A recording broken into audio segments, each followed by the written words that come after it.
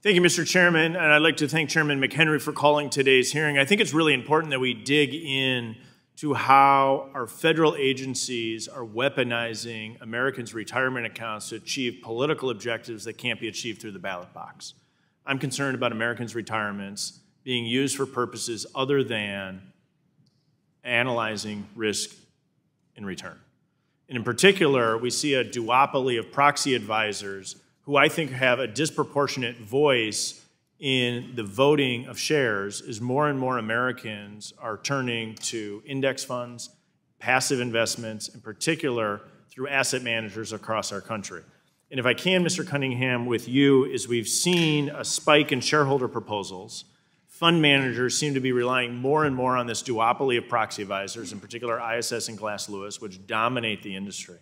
And the impact that that's having, my legislation, and I think a really important piece that I've been working on, is that there should be more transparency as it relates to the process with which these proxy advisors are reaching their conclusions. Do you think there's a reason that these proxy advisors shouldn't have to disclose their internal methodologies and the staff qualifications that they have as they're making these recommendations? So I was looking at you, Mr. Allen, and I'm asking Mr. Cunningham, but we'll start with Mr. Cunningham, I'll come back to you, Mr. Allen. No, thank you very much. I think the rise of the proxy agents, proxy advisors was a response to the explosion of index fund investment. The index fund business model prevents those firms from studying every company and evaluating every subject. So the proxy advisors grew up to provide that service, and initially it was an attractive thing to do. But they're unsupervised, unregulated. They owe no fiduciary duties to American investors. They have no obligation to disclose conflicts of interest they see. They have no obligation to explain why their recommendations are in the best interest of investors.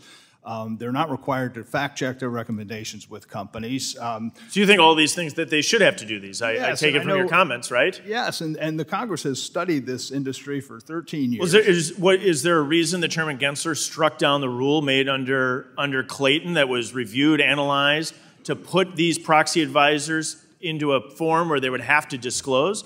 Is there a reason that Gensler should have done that other than to try to continue to allow these proxy advisors to hide what they're doing from the American people? Well, I supported the 2020 rule revision, which was hard fought and a compromise with the proxy advisors. I think it should have gone farther, but should Gensler have struck it the way that he did? Well, it was a compromise, worked out over a long period of time, and it was a surprise that Chairman Gensler... You'll take it as a surprise. I'll take it as a bad action. Mr. Allen, do you think that Chairman Gensler should have struck the rule on proxy advisors to bring them into the light rather than allow them to continue to not have to disclose their methodologies and practices? No, I supported the... No, let me come to Mr. Allen here on that.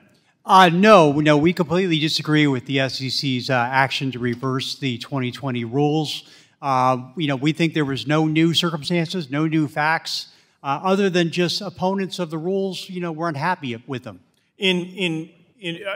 I agree with you. And as we look at this, what happens then when proxy advisors give bad advice? We take the Travelers example where a proxy advisor recommended what would have been an illegal action and voted in favor of that. And then we see a robo-voting move forward, and we see over 40% of these asset managers agreeing with an illegal action that would have forced travelers to reprice their insurance based on race, illegal in states across our country. What's the ramifications for that? Well, it has serious ramifications for travelers and other companies in those situations. Well, what's the ramifications? I agree that it does for travelers and for companies across our nation that are fighting against being told to do illegal behavior. What's the ramifications back to ISS and Glass Lewis for giving this disastrous advice? Is there any? There really isn't, because part of the problem with the duopoly is that their clients don't have really many other options. And so their ISS and Glass Lewis are unaccountable for their bad behavior. Is that right, Mr. Copeland? Yes. And Mr. Zeichert, should this duopoly remain unaccountable to the American people?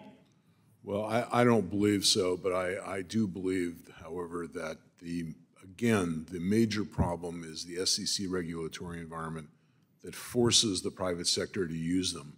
Were that not in existence, I think the transparency problem also would disappear. Yeah, I would love to see this duopoly broken up and more players in this space, but I remain incredibly concerned about the duopoly that we have in the proxy advisor space that is pushing forward this agenda. It's problematic for Americans' retirement because it's allowing America's retirement funds to be weaponized for political purposes rather than to be used to actually analyze risk and return. Mr. Chairman, I yield back.